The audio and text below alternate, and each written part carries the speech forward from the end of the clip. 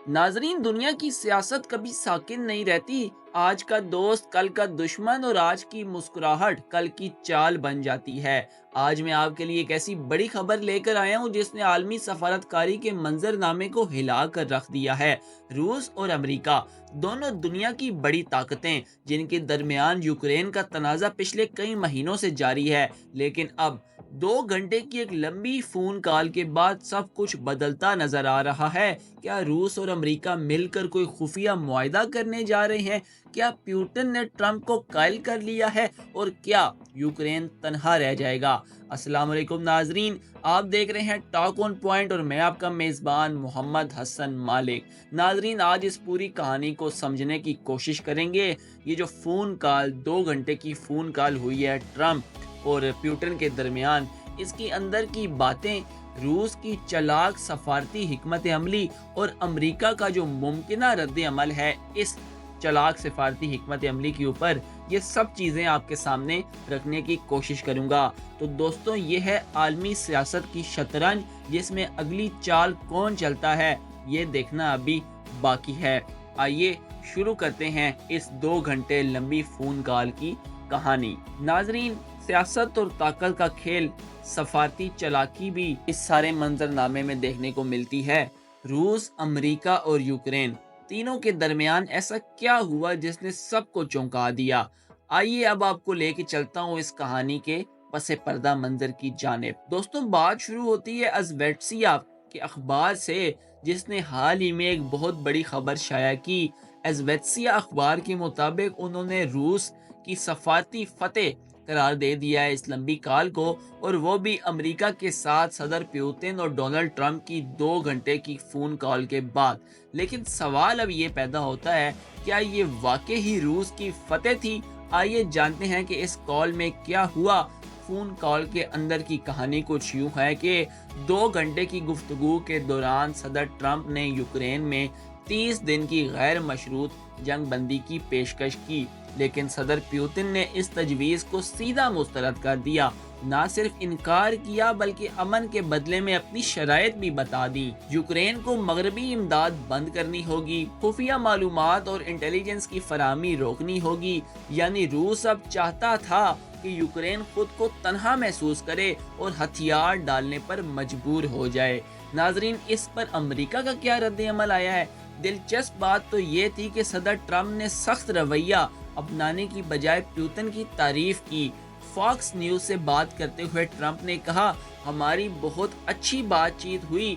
इनके मशीर ने भी कहा कि पुतिन ने अमन मुआहदे की तरफ बढ़ने के लिए एक मुस्बत कदम उठाया है। तो क्या ये इशारा था कि अमेरिका भी रूस के मंतक समझ रहा है?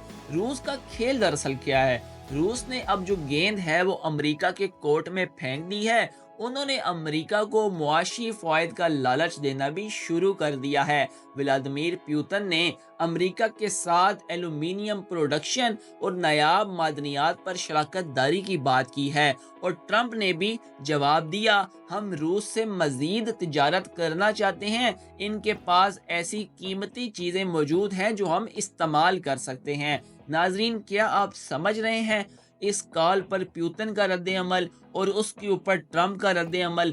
नाजरीन, रूस का पैगाम तो बिल्कुल वाज़ेह है, इतने मजबूत मुआशी ताल्लुकात बना लो कि उन्हें तोड़ना तुम्हारे लिए नामुमकिन हो जाए। अब सवाल ये है दोस्तों कि क्या सदर ट्रंप रूस की इन पेशकशों को कबूल करते हुए यूक्रेन की हमायत छोड़ देंगे? क्या अमरीकी मईशत की लालच यूक्रेन पर बाजी ले जाएगी?